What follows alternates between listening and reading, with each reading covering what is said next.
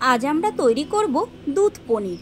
চলুন খুব সহজে কিভাবে এই রেসিপিটি করছি দেখে নিই। প্রথমে আমরা একটি মশলা তৈরি করে নেব। তার জন্য দেব 4টি কাঁচা লঙ্কা, হাফ ইঞ্চ আদা, 5-6টি মতো কাজু, 1 চামচ চীনাবাদাম, 1 চামচ পোস্ত। এটিকে একটু জল দিয়ে পেস্ট করে আনবো।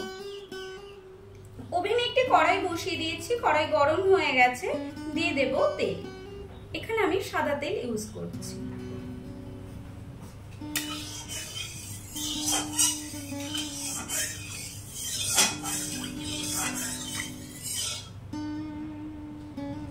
এই তেলের মধ্যে দিয়ে দেব সামান্য নুন।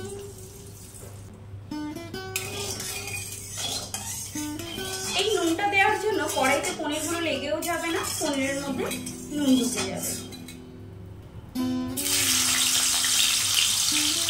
দিয়ে দেবো পনির।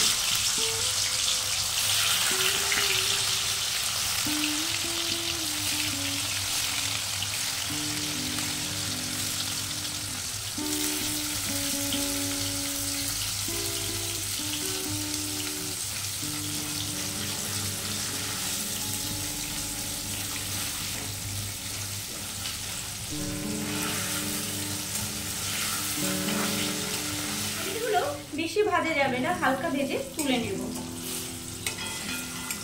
একটি পাত্রে নিয়ে নিয়েছি কিছুটা দুধ।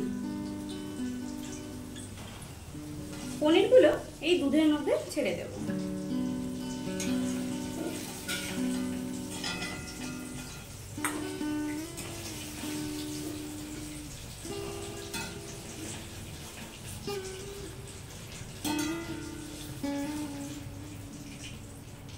বাকি পনিরগুলো ভেজেও এভাবে দুধের মধ্যে ছেড়ে দেব। এই পনির ভাজা তেলেই দিয়ে দেব কিছু আলু।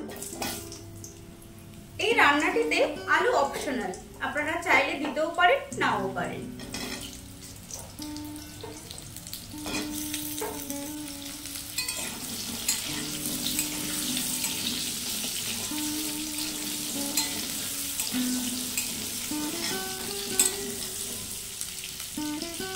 দিয়ে দেবো স্বাদ অনুযায়ী নুন। এই রান্নাটিতে হলুদের ব্যবহার করব না।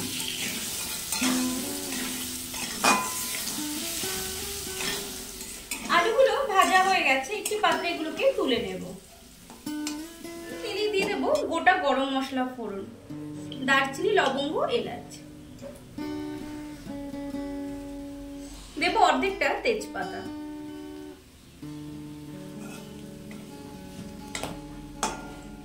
ফোড়ন থেকে সুন্দর গন্ধ বেরিয়ে এসেছে। এখন দিয়ে দেব আমাদের তৈরি করা মশলাটি।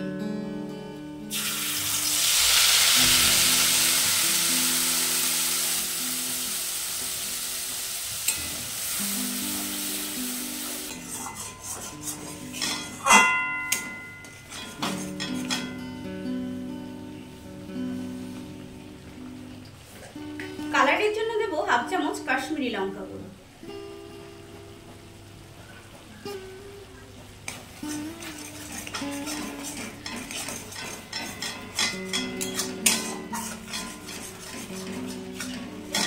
গ্যাসের ফ্লেমটা লো করে একটু ধীরে ধীরে কষিয়ে নিতে হবে।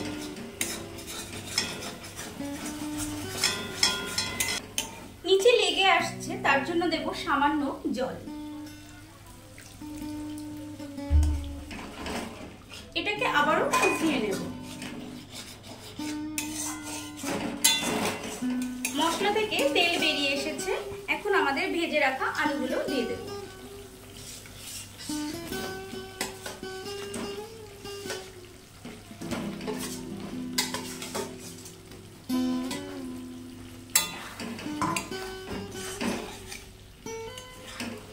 আলুগুলো দিয়ে আরো 1 মিনিট মতো কষে নেব।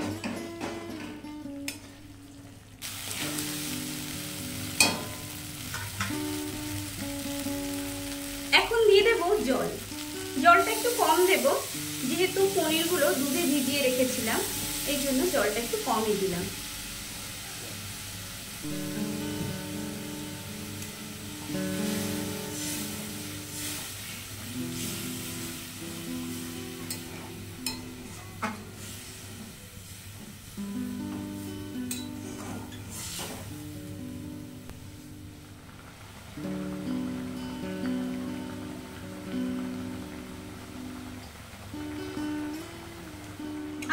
খুব ভালোভাবে সেদ্ধ হয়ে গেছে। এখন দুধ দিয়ে ভিজিয়ে রাখা পনিরগুলো দুধ সহ দিয়ে দেব।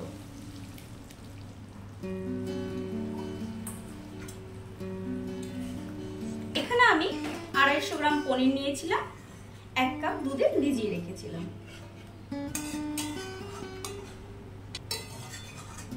আরো 5 মিনিট মতো ফুটিয়ে নেব।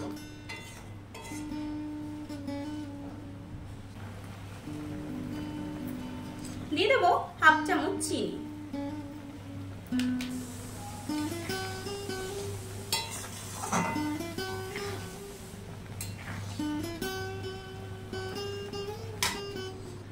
দেবো হাফ চামচ ঘি, সামান্য গরম মশলা গুঁড়ো,